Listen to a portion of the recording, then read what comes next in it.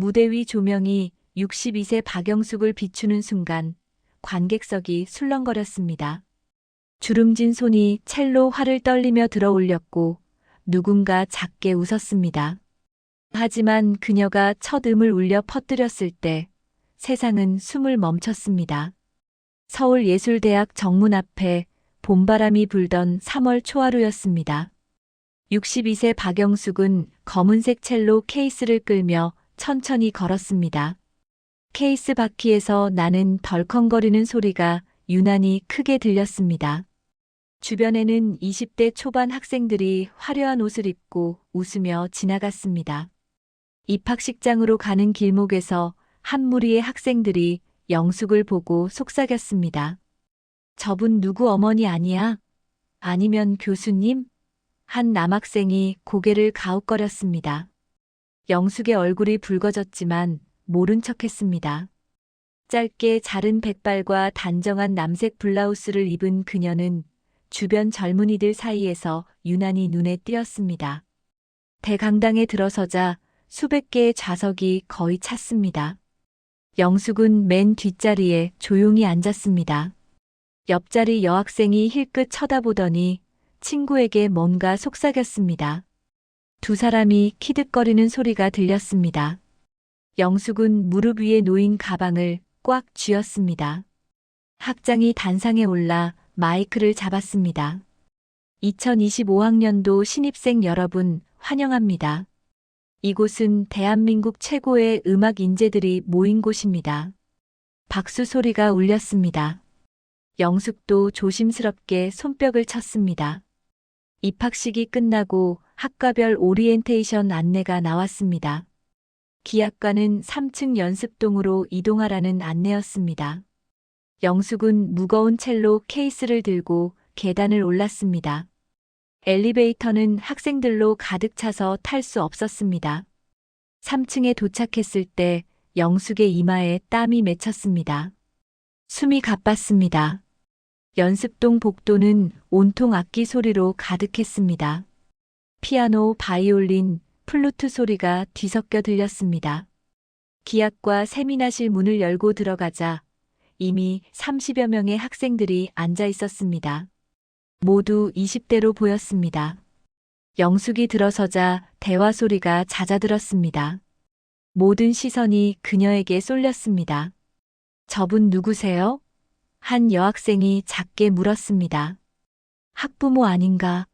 옆자리 남학생이 대답했습니다. 영숙은 빈자리를 찾아 구석에 앉았습니다. 손이 떨려서 첼로 케이스를 제대로 세우지 못했습니다. 기악과 주임 교수가 들어왔습니다. 50대 중반의 남성으로 카리스마가 느껴졌습니다. 신입생 여러분, 출석을 부르겠습니다.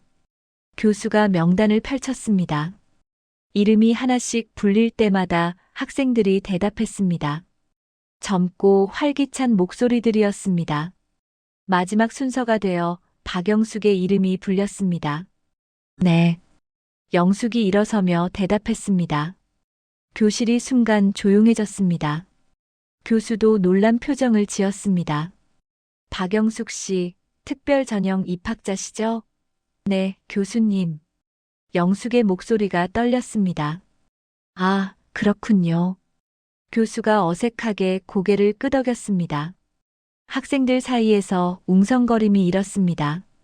특별 전형이 뭐야? 나이 많은 사람도 받아주나 봐. 헐, 대박이네. 영숙은 다시 자리에 앉았습니다. 가슴이 쿵쾅거렸습니다. 오리엔테이션이 끝나고 학생들이 하나둘 나갈 때 몇몇이 영숙을 힐끗거리며 지나갔습니다.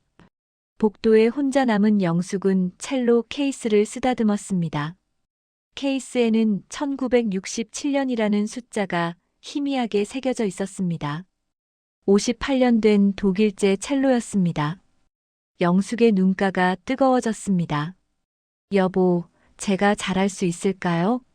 영숙이 작게 중얼거렸습니다. 3년 전 세상을 떠난 남편의 얼굴이 떠올랐습니다. 첼리스트였던 그는 이 첼로를 평생 아꼈습니다. 당신 대신 제가 음악을 계속하겠다고 약속했잖아요. 영숙은 눈물을 닦았습니다. 하지만 주변의 차가운 시선이 마음을 짓눌렀습니다. 정말로 이곳에 있어도 되는 걸까요? 창밖으로 젊은 학생들이 웃으며 걷는 모습이 보였습니다. 영숙은 자신이 그들과 너무 다르다는 걸 느꼈습니다. 불안이 밀려왔습니다. 하지만 동시에 포기할 수 없다는 결의도 샘솟았습니다. 남편과의 마지막 약속을 지켜야 했으니까요.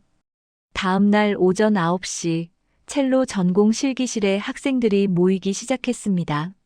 넓은 방에는 보면대와 의자들이 놓여 있었고 한쪽 벽면은 통유리로 되어 있었습니다. 영숙은 일찍 와서 구석 자리에 앉아 첼로를 꺼내고 있었습니다. 케이스를 열자 갈색 광택이 나는 첼로가 모습을 드러냈습니다.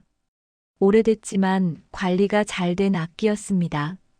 영숙은 천으로 조심스럽게 먼지를 닦았습니다. 옆에서 누군가 킥킥거리는 소리가 들렸습니다. 문이 열리며 한 여성이 들어왔습니다. 28세 최서연이었습니다. 긴 검은 머리를 찰랑거리며 걷는 그녀는 명품 가방을 들고 있었습니다. 흰색 니트와 체크 스커트 차림의 서연은 마치 패션쇼 모델 같았습니다. 안녕, 서연아. 학생들이 반갑게 인사했습니다. 서연은 우아하게 손을 흔들며 답했습니다. 그녀의 시선이 구석에 앉은 영숙에게 멈췄습니다. 눈썹이 살짝 올라갔습니다. 저분이 그 특별 전형 합격자? 서연이 옆 친구에게 물었습니다. 응, 박영숙 씨래. 62세라던데. 친구가 작게 대답했습니다. 서연의 입가에 비웃음이 스쳤습니다. 첼로 담당 교수가 들어왔습니다. 40대 여성으로 엄격해 보이는 인상이었습니다. 자, 오늘은 첫 시간이니 각자 실력을 확인해 보겠습니다. 한 명씩 나와서 준비한 곡을 연주하세요. 첫 번째 학생이 바흐의 무반주 첼로 모음곡을 연주했습니다. 깔끔하고 정확한 연주였습니다. 교수가 고개를 끄덕였습니다. 좋습니다. 다음 학생. 두 번째, 세 번째 학생들도 수준 높은 연주를 들려줬습니다. 모두 어릴 때부터 전문 교육을 받은 티가 났습니다. 영숙의 손바닥에 땀이 맺히기 시작했습니다. 마지막으로 박영숙 씨 나오세요. 교수가 명단을 보며 불렀습니다. 영숙이 떨리는 손으로 첼로를 들고 앞으로 나갔습니다. 학생들의 시선이 따가웠습니다. 무슨 곡을 준비하셨나요? 교수가 물었습니다. 슈만의 트로이메라이입니다. 영숙의 목소리가 가늘게 떨렸습니다. 학생들 사이에서 작은 웃음소리가 났습니다.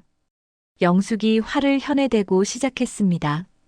하지만 긴장 때문에 첫 음부터 삐걱거렸습니다. 음정이 불안정했고 활 쓰는 것도 어색했습니다. 30년 만에 다시 잡은 악기였던 겁니다. 2분쯤 지났을 때 교수가 손을 들었습니다. 됐습니다. 그만하세요. 영숙이 연주를 멈췄습니다. 얼굴이 새빨갛게 달아올랐습니다.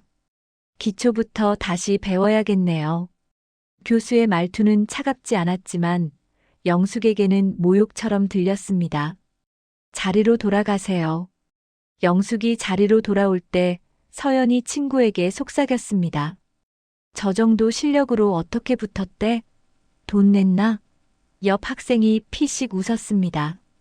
영숙의 귀에 그 소리가 또렷하게 들렸습니다. 수업이 끝나고 학생들이 하나씩 나갈 때였습니다. 서연이 영숙 앞을 지나가다 멈춰 섰습니다. 박영숙 씨 맞죠? 서연의 목소리는 달콤했지만 눈빛은 차갑습니다. 네. 영숙이 고개를 들었습니다. 서연은 재벌가 외동딸 특유의 도도한 표정을 짓고 있었습니다. 실례지만 여쭤봐도 될까요? 왜 이 나이에 음대에 오신 거예요? 서연의 질문에 주변 남아있던 학생들이 귀를 기울였습니다. 꿈이 있어서요. 영숙이 조용히 대답했습니다. 늦었지만 이루고 싶어서요. 꿈이요? 서연이 피식 웃었습니다.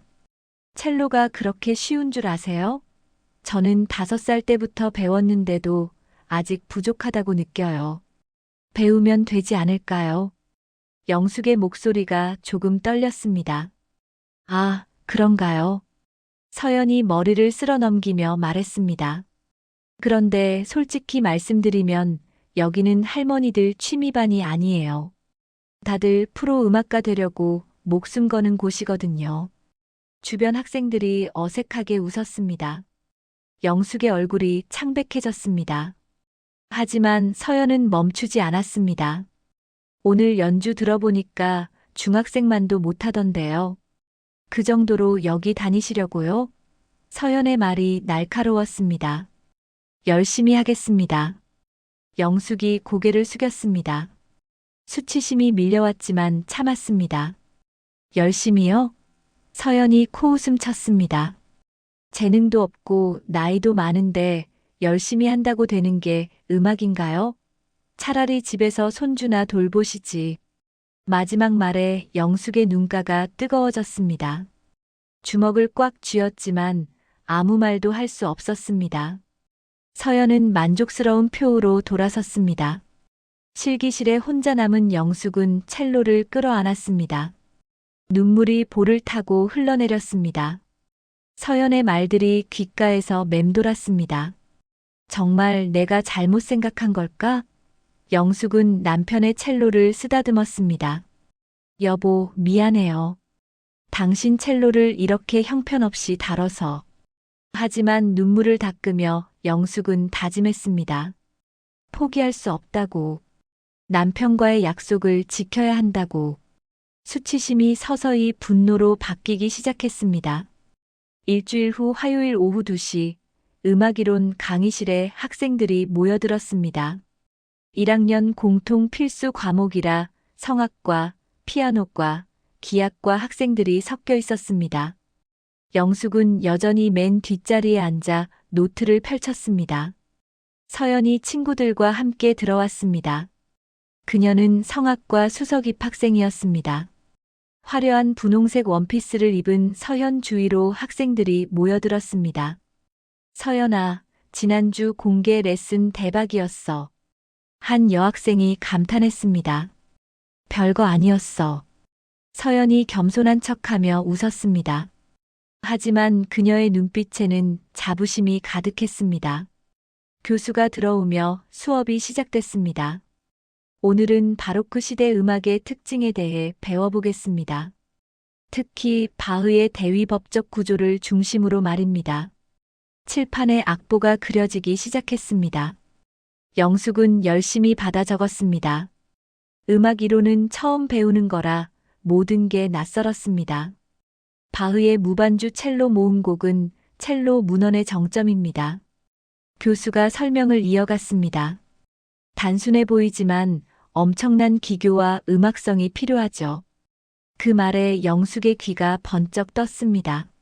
남편이 평생 연주하고 싶어 했던 곡이었거든요. 하지만 끝내 무대에 올리지 못하고 세상을 떠났습니다.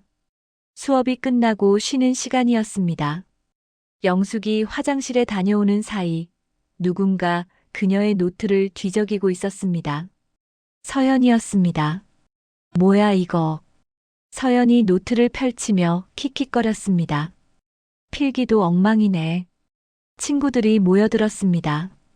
저기 적힌 거 봐. 바흐 무반주 첼로 모음곡 꼭 배우기라고 적혀 있어. 한 친구가 손가락으로 가리키며 웃었습니다. 진짜? 서연이 크게 웃었습니다. 저 실력으로 바흐를요? 주변 학생들도 덩달아 웃었습니다. 영숙이 돌아왔을 때 서연이 노트를 들고 있었습니다. 순간 영숙의 얼굴이 굳었습니다. 제 노트 돌려주시겠어요? 영숙이 손을 내밀었습니다. 아, 미안해요. 서연이 노트를 휙 던졌습니다. 노트가 바닥에 떨어졌습니다. 영숙이 허리를 굽혀 주우려는데 서연이 발로 살짝 밀었습니다. 박영숙 씨, 진짜 바흐 무반주 첼로 모음곡 하시려고요? 서연의 목소리에 조롱이 가득했습니다. 강의실에 있던 학생들이 하나둘 쳐다보기 시작했습니다. 네, 언젠가는요. 영숙이 떨리는 목소리로 대답했습니다. 언젠가요? 서연이 팔짱을 끼며 말했습니다. 할머니, 그거 아세요? 그 곡은 세계적인 첼리스트들도 평생 연습해야 완성하는 곡이에요. 알고 있습니다. 영숙이 고개를 들었습니다. 그래서 열심히 배우려는 겁니다. 열심히요? 서연이 비웃었습니다. 지난주 실기 시간 때 트로이메라이도 제대로 못 치시더니 무슨 바울을요? 주변에서 웃음소리가 터져 나왔습니다. 영숙의 얼굴이 빨개졌습니다. 하지만 이번에는 고개를 숙이지 않았습니다. 그럼 서연 씨는 할 수 있나요? 영숙이 반문했습니다. 서연의 표정이 순간 굳었습니다. 뭐라고요? 서연이 눈을 가늘게 떴습니다. 지금 저한테 도전하시는 건가요? 아니요. 영숙이 고개를 저었습니다. 그냥 궁금해서요. 서연 씨는 그 곡을 완벽하게 연주할 수 있느냐고요. 물론이죠. 서연이 거짓말을 했습니다. 사실 그녀도 아직 그 곡의 일부만 연습한 상태였습니다. 저는 5살 때부터 첼로를 배웠으니까요. 그럼 저도 배우면 되겠네요. 영숙의 말에 서연이 화가 났습니다. 좋아요.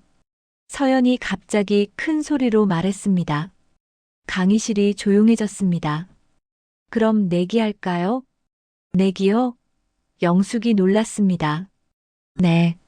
서연이 영숙 앞으로 다가왔습니다. 만약 박영숙 씨가 이번 학기 안에 바흐 무반주 첼로 모음곡 1번을 완벽하게 연주하면 제가 당신을 어머니처럼 모시겠어요. 학생들이 웅성거리기 시작했습니다. 누군가 휴대폰을 꺼내 녹화하기 시작했습니다. 하지만 실패하면 서연이 영숙의 어깨에 손을 올렸습니다. 학교 그만두세요. 이곳은 할머니가 있을 곳이 아니니까요. 영숙의 가슴이 쿵쾅거렸습니다. 주변 학생들이 모두 지켜보고 있었습니다. 휴대폰 카메라들이 그녀를 향했습니다. 어때요? 못하시겠어요? 서연이 비웃었습니다. 역시 입만 살아계신 거죠? 그 순간 영숙의 머릿속에 남편의 목소리가 들렸습니다. 여보, 나는 끝내 이 곡을 무대에 올리지 못했어요. 당신이라도 꼭 이뤄주세요. 좋습니다. 영숙이 입을 열었습니다. 하겠습니다. 강의실이 술렁였습니다. 진짜? 미쳤나 봐. 학생들이 속삭였습니다. 정말요? 서연이 의외라는 표정을 지었습니다. 후회 안 하시겠어요? 안 합니다. 영숙의 목소리는 떨렸지만 확고했습니다. 대신 조건이 있습니다. 조건이요? 서연이 코웃음 쳤습니다. 공개 연주회에서 하겠습니다. 영숙이 말했습니다. 학교 전체가 보는 앞에서요. 서연의 얼굴에 당황스러움이 스쳤습니다. 하지만 곧 자신감을 되찾았습니다. 좋아요. 어차피 망신당하실 텐데 큰 무대에서 하시죠. 두 사람이 악수를 나눴습니다. 서연의 손은 차갑고 부드러웠습니다. 영숙의 손은 거칠고 떨렸습니다. SNS에 올려야겠다. 대박이네. 학생들이 영상을 업로드하기 시작했습니다. 강의실을 나온 영숙은 빈 복도에서 주저앉았습니다. 방금 무슨 짓을 한 거지? 절망감이 밀려왔습니다. 하지만 동시에 더 이상 물러설 곳이 없다는 각오도 생겼습니다. 그날 저녁 7시 영숙은 학교 도서관 음악 자료실에서 바흐 무반주 첼로 모음곡 악보를 펼쳐놓고 있었습니다. 빽빽한 음표들이 눈앞에서 춤췄습니다. 한숨이 절로 나왔습니다. 혼자 연습하려고요? 뒤에서 낮은 목소리가 들렸습니다. 영숙이 깜짝 놀라 돌아봤습니다. 70대로 보이는 백발의 남성이 서 있었습니다. 단정한 회색 정장에 따뜻한 눈빛을 가진 분이었습니다. 죄송합니다. 놀라셨나요? 그가 미소 지었습니다. 괜찮습니다. 영숙이 일어나려 했지만 남성이 손을 저었습니다. 앉아 계세요. 나는 한국진이라고 합니다. 이 학교 명예교수죠. 남성이 자신을 소개했습니다. 아, 한 교수님. 영숙이 놀랐습니다. 한국진은 30년 전 세계적인 첼리스트였습니다. 지금은 은퇴해서 가끔 특강만 한다고 들었습니다. 당신이 그 유명한 박영숙 씨군요. 한 교수가 의자를 빼어 앉았습니다. SNS에서 봤어요. 최서현과의 내기 말입니다. 영숙의 얼굴이 붉어졌습니다. 부끄럽습니다. 무모한 짓을 했습니다. 무모하다고요? 한 교수가 고개를 저었습니다. 오히려 용기 있다고 생각하는데요. 하지만 제 실력으로는 영숙이 악보를 가리켰습니다. 이 곡은 너무 어렵습니다. 물론 어렵죠. 한 교수가 악보를 들여다봤습니다. 나도 이 곡 완성하는데 20년 걸렸으니까요. 그럼 제가 어떻게 한 학기 만에 영숙의 목소리가 떨렸습니다. 혼자서는 불가능하죠. 한 교수가 영숙을 똑바로 봤습니다. 하지만 제대로 된 선생님과 함께라면 가능할 수도 있습니다. 선생님이요? 영숙이 눈을 크게 떴습니다. 내가 가르쳐 드리겠습니다. 한 교수가 조용히 말했습니다. 단, 비밀로 해야 합니다. 왜 비밀로 해야 하나요? 영숙이 물었습니다. 공식적으로 레슨을 하면 최서현 쪽에서 문제 삼을 겁니다. 한 교수가 설명했습니다. 재벌가 딸이라 학교의 영향력이 크거든요. 영숙은 잠시 망설였습니다. 하지만 다른 방법이 없었습니다. 감사합니다, 교수님. 꼭 열심히 하겠습니다. 각오는 좋은데요. 한 교수가 일어서며 말했습니다. 내일부터 매일 새벽 5시 지하 연습실 7번 방으로 오세요. 아무도 없을 시간이니까요. 새벽 5시요? 영숙이 놀랐습니다. 음악은 시간과의 싸움입니다. 한 교수가 진지하게 말했습니다. 그리고 나는 엄격한 선생입니다.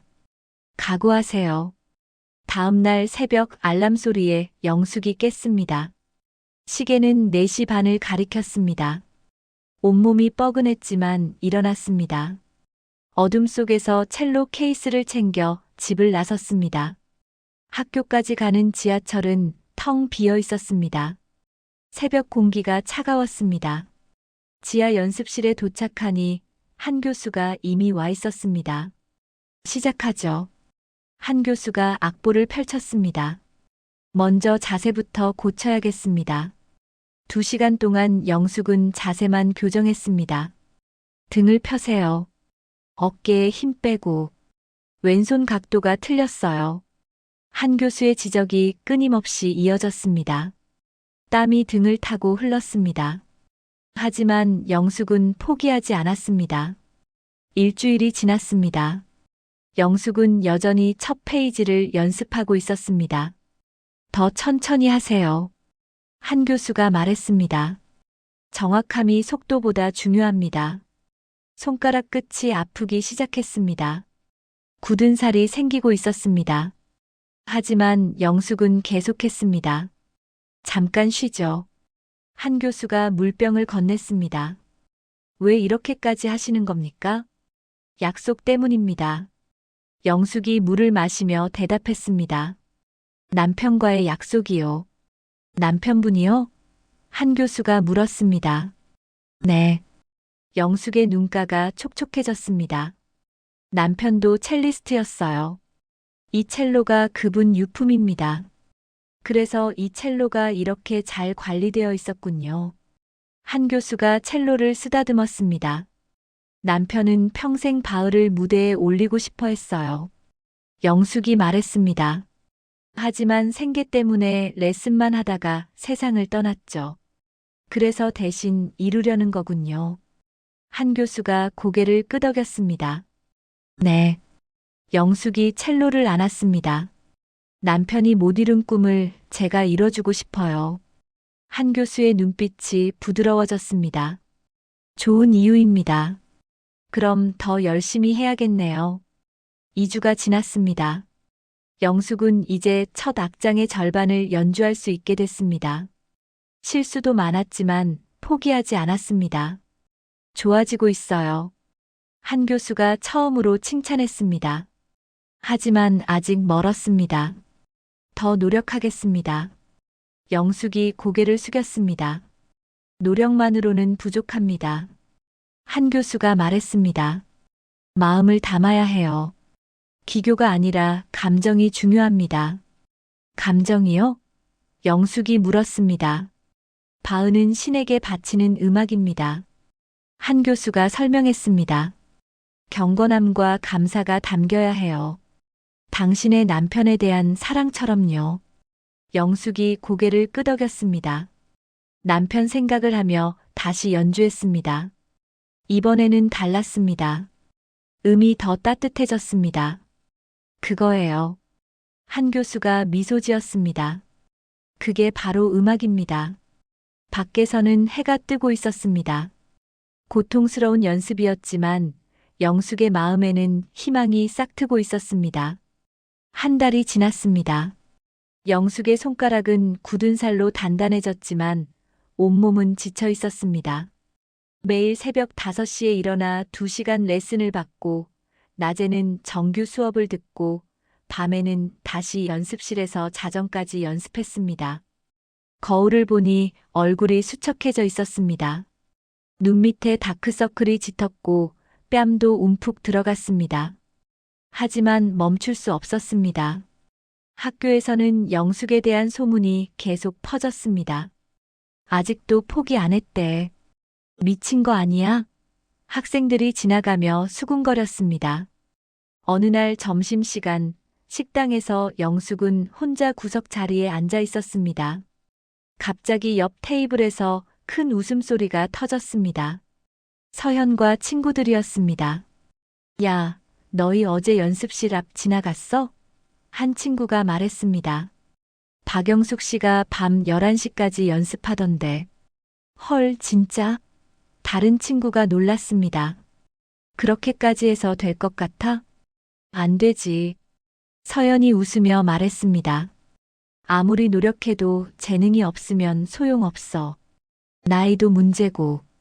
영숙은 밥맛이 뚝 떨어졌습니다. 숟가락을 내려놓고 일어났습니다. 하지만 서연의 다음 말이 발걸음을 멈추게 했습니다. 사실 좀 불쌍하긴 해. 서연이 말했습니다. 헛된 꿈 붙잡고 저렇게 고생하는 거 보면. 그 말에 영숙의 가슴이 철렁 내려앉았습니다. 정말 헛된 꿈일까요? 복도로 나온 영숙은 화장실로 향했습니다. 거울 앞에 선 자신의 모습이 초라해 보였습니다. 62세의 주름진 얼굴, 지친 눈빛. 과연 무대에 설 자격이 있을까요? 그날 저녁 연습 시간, 영숙은 계속 실수를 했습니다.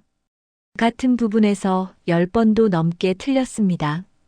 활이 미끄러지고 음정이 흔들렸습니다. 집중하세요. 한 교수가 단호하게 말했습니다. 마음이 흔들리면 손도 흔들립니다. 죄송합니다. 영숙이 고개를 숙였습니다. 하지만 다시 시작해도 똑같았습니다. 오늘은 여기서 끝냅시다. 한 교수가 한숨을 쉬었습니다. 무슨 일 있습니까? 아니요. 영숙이 거짓말을 했습니다. 그냥 컨디션이 안 좋아서요. 거짓말 마세요. 한 교수가 영숙의 눈을 봤습니다. 포기하고 싶은 거죠? 영숙은 대답하지 못했습니다. 눈물이 핑 돌았습니다. 당연합니다. 한 교수가 말했습니다. 이렇게 힘든데 포기하고 싶지 않은 사람이 어디 있겠어요. 교수님. 영숙의 목소리가 떨렸습니다. 하지만 포기하면 편할까요? 한 교수가 물었습니다. 남편분과의 약속은요? 그 말에 영숙이 울음을 터뜨렸습니다. 모르겠어요. 정말 모르겠어요. 제가 뭘 하고 있는 건지. 집으로 돌아가는 길 영숙은 무거운 발걸음을 옮겼습니다. 첼로 케이스가 어느 때보다 무겁게 느껴졌습니다. 다음 날 영숙은 학생처 앞에 서 있었습니다.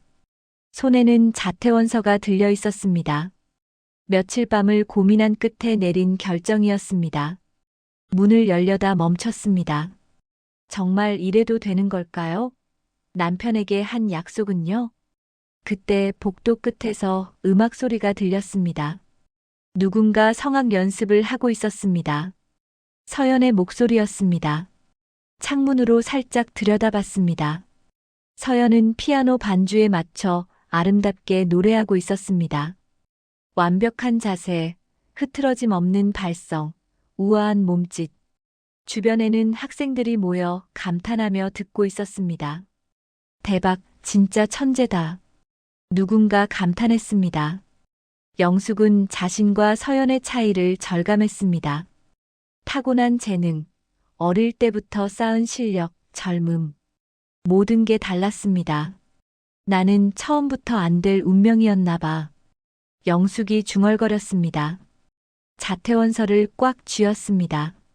그때 노래가 끝났습니다. 박수 소리가 터졌습니다.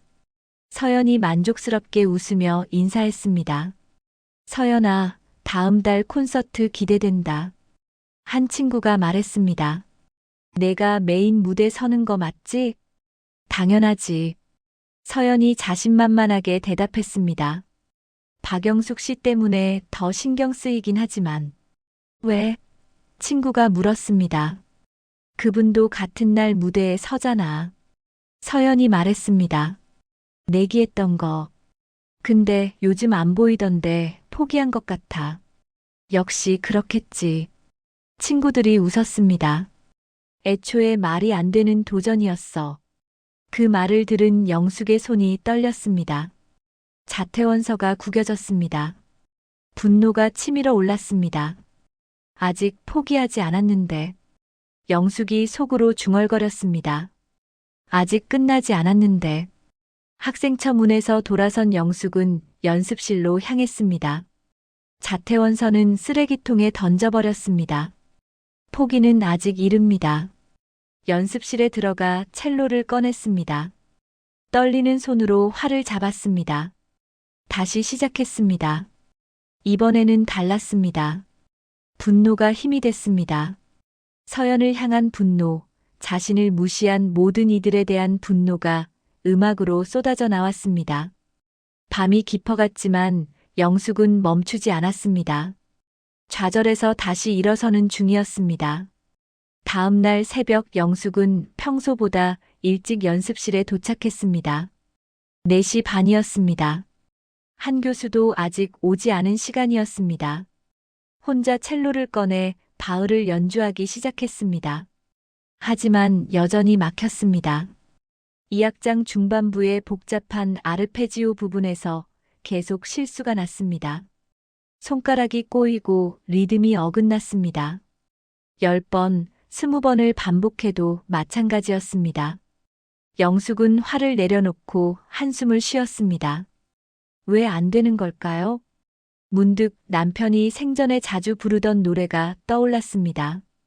그리운 금강산이라는 한국 가곡이었습니다. 남편은 첼로로 그 곡을 자주 연주했습니다. 영숙이 무의식적으로 그 선율을 흥얼거리기 시작했습니다. 그러다 첼로를 들어 그리운 금강산을 연주했습니다. 익숙한 선율이었습니다. 놀랍게도 손가락이 자연스럽게 움직였습니다. 30년 전 남편에게 배웠던 기억이 몸에 남아 있었던 겁니다. 따뜻하고 애절한 선율이 연습실에 퍼졌습니다. 연주하면서 영숙은 깨달았습니다. 바흐를 바흐처럼 연주하려고만 했던 게 문제였다는 걸. 서양 음악을 서양식으로만 해석하려 했던 거였습니다. 그리운 금강산의 선율과 바흐의 화성이 묘하게 닮아 있었습니다. 둘 다 그리움을 노래했고 초월적인 무언가를 향한 갈망이 담겨 있었습니다. 영숙이 바흐 악보를 다시 펼쳤습니다. 이번에는 한국 가곡의 정서를 담아 연주해봤습니다. 서양의 형식에 동양의 마음을 담는 거였습니다. 신기하게도 달라졌습니다. 막혔던 부분이 풀리기 시작했습니다. 기교가 아니라 감정으로 접근하니 손가락이 자연스럽게 움직였습니다. 좋아요. 뒤에서 한 교수의 목소리가 들렸습니다. 언제 왔는지 문 앞에 서서 듣고 있었습니다. 교수님. 영숙이 놀라 돌아봤습니다. 드디어 찾았군요. 한 교수가 방으로 들어오며 미소 지었습니다. 당신만의 바울을 말입니다. 제가 뭘 찾았나요? 영숙이 물었습니다. 음악은 모방이 아닙니다. 한 교수가 설명했습니다. 당신의 삶, 당신의 경험, 당신의 감정으로 재해석하는 거예요. 그럼 바흐의 한국 정서를 담아도 되나요? 영숙이 조심스럽게 물었습니다. 왜 안 되겠어요? 한 교수가 고개를 끄덕였습니다. 바흐는 신에게 바치는 음악이라 했잖아요. 신은 동양과 서양을 구분하지 않아요. 영숙의 눈이 반짝였습니다. 그렇다면 남편의 정서를 담아도 되는 거네요. 당연하죠. 한 교수가 의자에 앉았습니다. 그게 바로 당신이 이 곡을 연주해야 하는 이유예요. 영숙이 다시 첼로를 들었습니다. 이번에는 확신을 가지고 연주했습니다. 바흐의 엄격한 구조 안에 남편에 대한 그리움, 늦깎이 음악도의 간절함, 한국인의 정서가 녹아들었습니다. 한 교수는 눈을 감고 들었습니다. 얼굴에 만족스러운 표정이 떠올랐습니다. 연주가 끝나자 한 교수가 박수를 쳤습니다. 완벽합니다. 이제 당신만의 음악이 생겼어요. 정말인가요? 영숙의 목소리가 떨렸습니다. 네. 한 교수가 확신에 차서 말했습니다. 이제는 기교가 아니라 마음으로 연주하고 있어요. 그날부터 연습이 달라졌습니다. 영숙은 더 이상 완벽한 기교를 추구하지 않았습니다. 대신 자신의 이야기를 첼로로 들려주는데 집중했습니다. 2주가 더 지났습니다. 이제 전체 곡을 막힘없이 연주할 수 있게 됐습니다. 물론 전문 연주자들처럼 화려하지는 않았습니다. 하지만 그 어떤 연주보다 진실했습니다. 한 교수가 마지막 레슨 날 말했습니다. 이제 제가 가르칠 건 없습니다. 당신은 이미 음악가예요. 아니에요. 영숙이 고개를 저었습니다. 교수님 덕분입니다. 아닙니다. 한 교수가 영숙의 손을 잡았습니다. 당신의 열정과 진심 덕분이에요. 나는 그저 길을 알려준 것뿐입니다. 감사합니다, 교수님. 영숙의 눈에 눈물이 맺혔습니다. 무대에서 보여주세요. 한 교수가 말했습니다. 음악에는 나이가 없다는 걸, 진심이 가장 중요하다는 걸. 네, 꼭 그러겠습니다. 영숙이 고개를 끄덕였습니다. 집으로 돌아온 영숙은 남편 사진 앞에 섰습니다.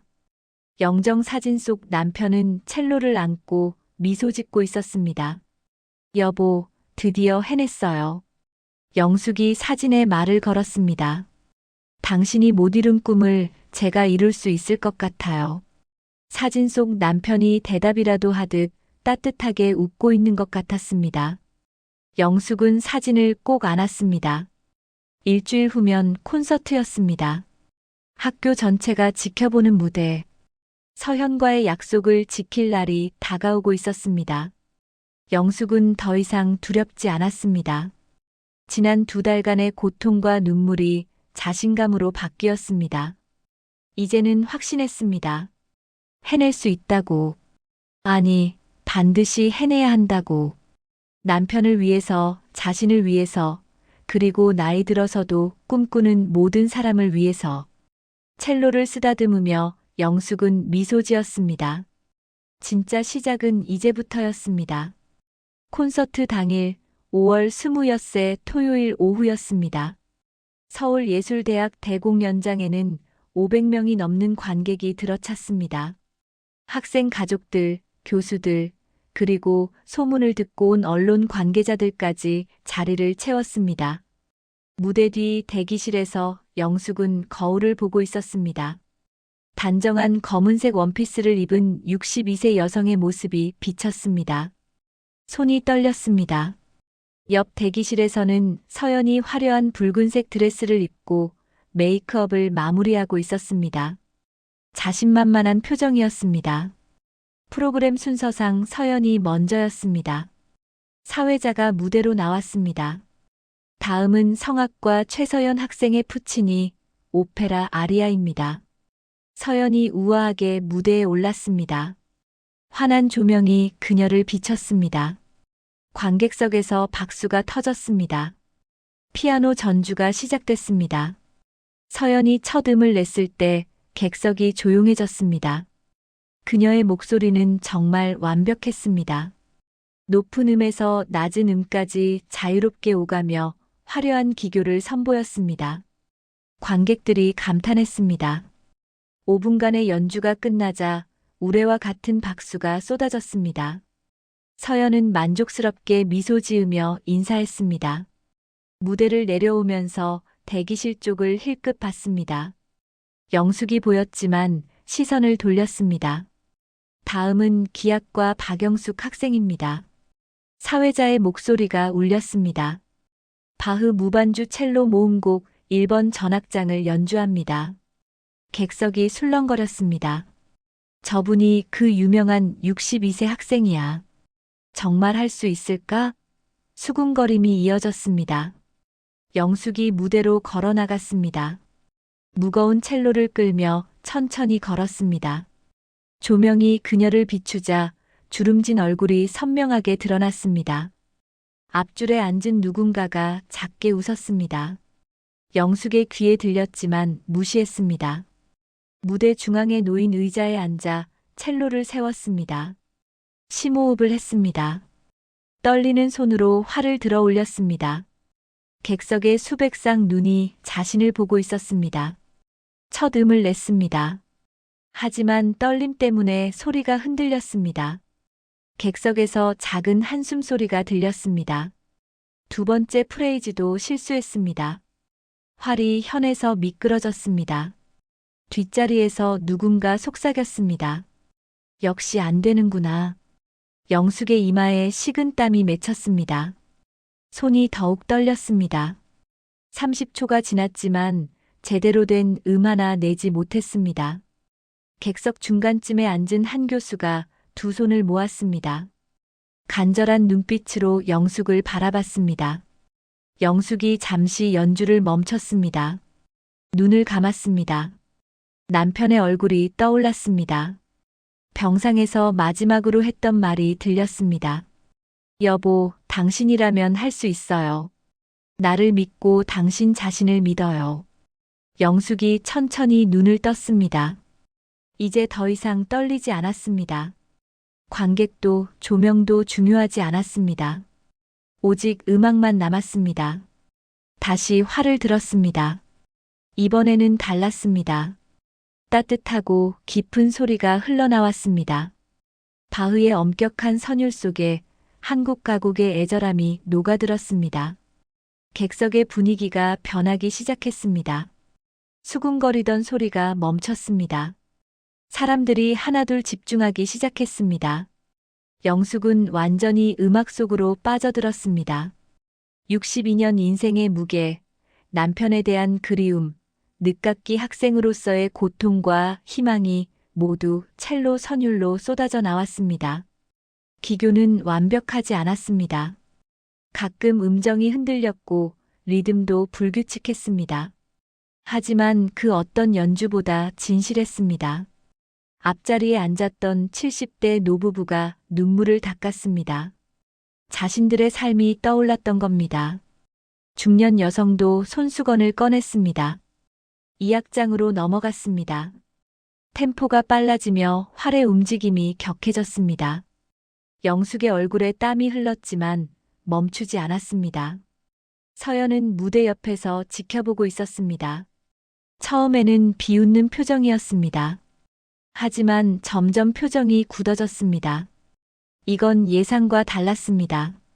기교는 부족했지만 감동이 있었습니다. 서연 자신도 모르게 가슴이 뭉클해졌습니다. 3악장, 마지막 악장이었습니다. 영숙의 온 힘이 쏟아졌습니다. 62세의 몸은 지쳤지만 정신은 또렷했습니다. 마지막 음이 울려 퍼졌습니다. 여운이 천천히 사라졌습니다. 영숙은 화를 내렸습니다. 객석은 완전한 정적이었습니다. 3초, 5초가 지났습니다. 아무도 박수를 치지 않았습니다. 영숙의 가슴이 철렁했습니다. 역시 실패한 걸까요? 그때 맨 뒷자리에서 한 사람이 일어났습니다. 한 교수였습니다. 그가 박수를 치기 시작했습니다. 그 박수를 시작으로 객석 전체가 들썩였습니다. 사람들이 하나둘 일어서기 시작했습니다. 스탠딩 오베이션이었습니다. 브라보한 남성이 외쳤습니다. 다른 사람들도 환호했습니다. 박수 소리가 공연장을 가득 채웠습니다. 영숙은 믿을 수 없었습니다. 눈물이 주르륵 흘러내렸습니다. 일어서서 깊이 인사했습니다. 무대 옆 서연도 눈물을 흘리고 있었습니다. 박수가 5분 넘게 이어졌습니다.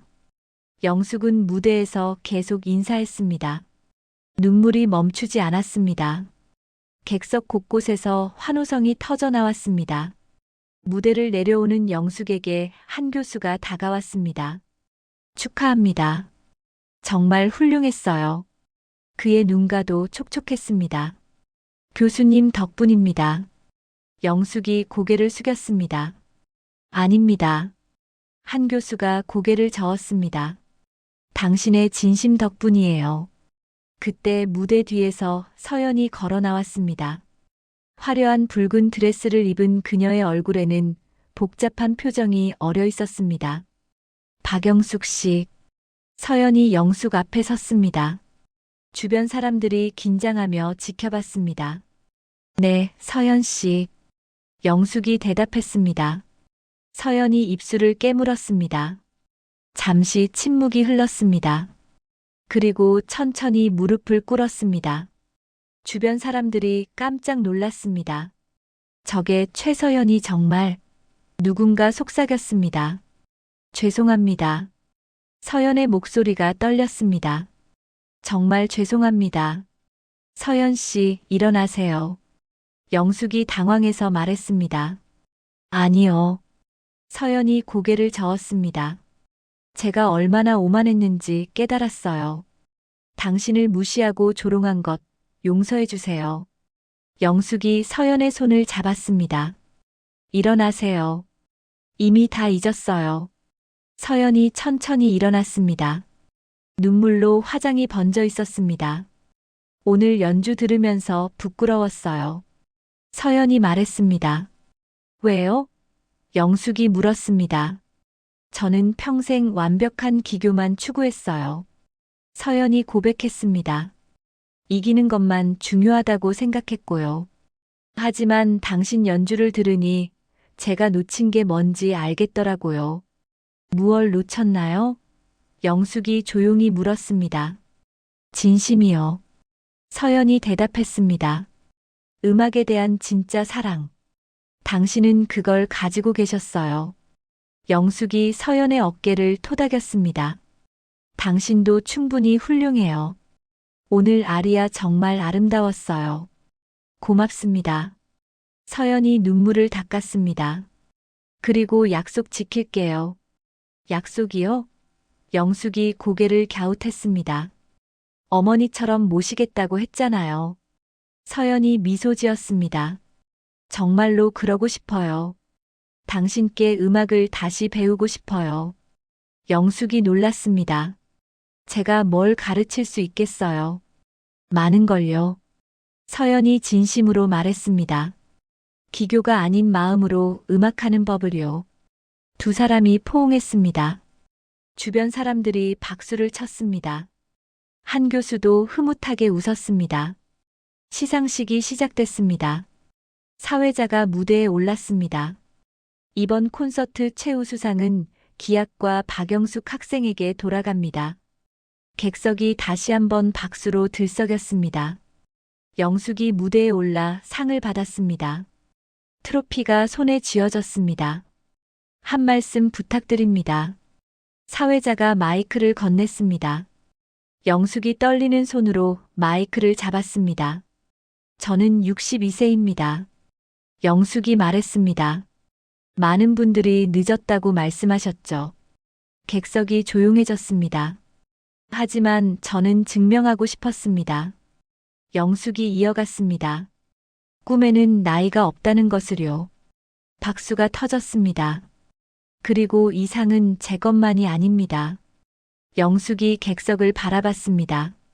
한국진 교수님, 최서연 학생, 그리고 무엇보다 하늘에 계신 남편에게 바칩니다. 영숙의 목소리가 메었습니다. 여보, 당신 꿈 이뤘어요. 드디어 바울을 무대에 올렸어요. 객석 여기저기서 눈물 닦는 소리가 들렸습니다. 콘서트가 끝나고 영숙은 집으로 돌아왔습니다. 현관문을 열자 거실벽에 걸린 남편 사진이 보였습니다. 영숙이 트로피를 들고 사진 앞에 섰습니다. 여보, 봐요. 우리 해냈어요. 눈물이 또 흘렀습니다. 사진 속 남편이 환하게 웃고 있는 것 같았습니다. 영숙은 첼로 케이스를 열어 악기를 꺼냈습니다. 마지막으로 한 번만 더 연주하고 싶었습니다. 이번에는 남편만을 위해서 활을 들어 바울을 시작했습니다. 달빛이 창문으로 들어와 첼로를 비췄습니다. 고요한 밤 62세 여성의 첼로 소리가 집안을 가득 채웠습니다. 그 소리는 단순한 음악이 아니었습니다. 30년간의 기다림, 사랑하는 사람에 대한 그리움, 그리고 결코 포기하지 않은 꿈이 담긴 소리였습니다.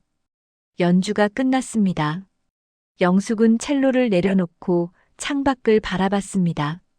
서울의 야경이 반짝이고 있었습니다. 이제 새로운 시작이었습니다. 나이는 숫자일 뿐이라는 걸 증명했습니다. 꿈에는 정년이 없다는 걸 보여줬습니다. 핸드폰이 울렸습니다. 서연에게서 온 문자였습니다. 어머니, 내일 뵐 수 있을까요? 음악 이야기 나누고 싶어요. 영숙이 미소 지으며 답장을 보냈습니다. 그럼요, 딸. 내일 봐요. 첼로를 쓰다듬으며 영숙은 남편 사진을 다시 봤습니다. 여보, 우리 이제 시작이에요. 당신이 시작하지 못한 것들을 제가 계속할게요. 사진 속 남편이 대답하듯 따뜻하게 웃고 있었습니다. 영숙도 평온하게 미소 지었습니다. 진짜 음악은 이제부터였습니다. 나이는 숫자일 뿐, 꿈에는 정년이 없습니다. 오늘의 이야기가 당신의 마음에 작은 울림을 드렸다면 구독과 좋아요를 눌러주세요. 그리고 따뜻한 댓글도 부탁드립니다.